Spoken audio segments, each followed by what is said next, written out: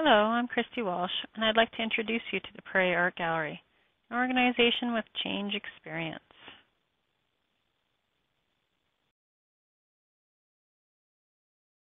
Prairie is the most creative and innovative city in Alberta, so it should come as no surprise that it is home to the largest and most successful arts organization north of Edmonton.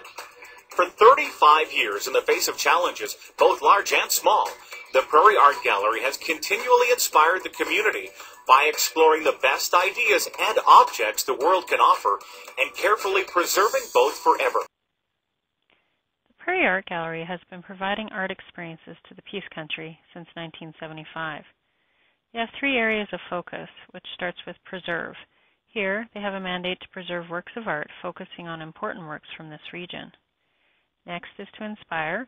They do this through programming, exhibition, tours, art classes, and green space inspiration opportunities. The last focus is to explore. They seek out local artists, explore works across Canada, and then onto the world stage, with a mandate to bring back important pieces when possible.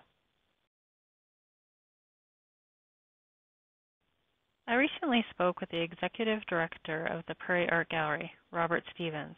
He outlined a well-developed strategic plan which includes managing growth responsibly, acquiring a deeper understanding of their audience, creating a stable funding platform, and he noted a BHAG to become the best small art gallery in the world within the next 15 years.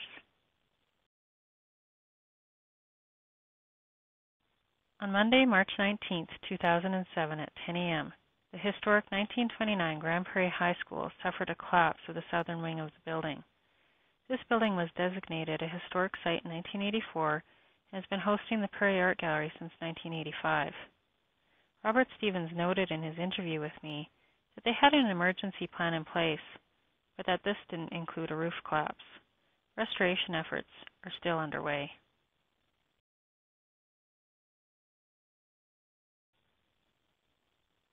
The art gallery collapse was a forced change.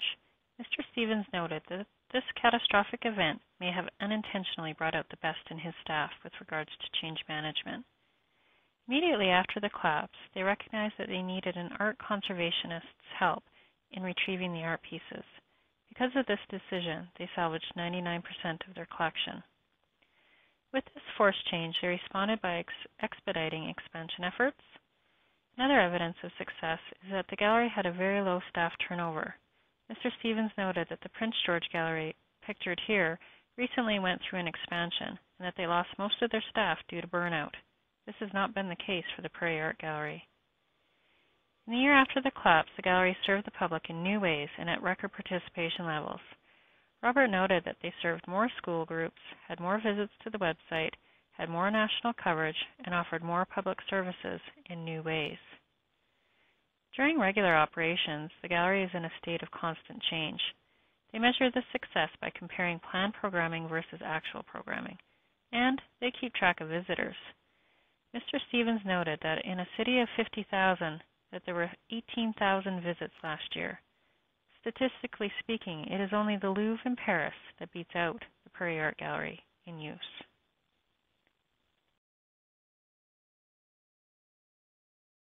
The management structure is headed by 12 volunteer board of directors. Next is Robert Stevens, who is responsible for the gallery. He is assisted by a deputy director and supported by 7 different types of program managers. He notes that the staff are creative people by nature, they are open to change, and eager to work with artists, the public, and each other.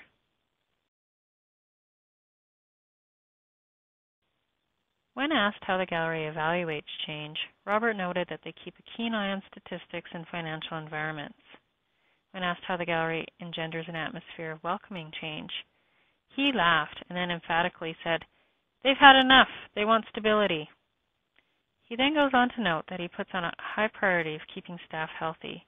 He encourages collaboration and puts an emphasis on balance between direction and being organic. He explains that there can be a plan in place, but that it can't be too prescriptive. Lastly, he notes that he employs people that are open to change.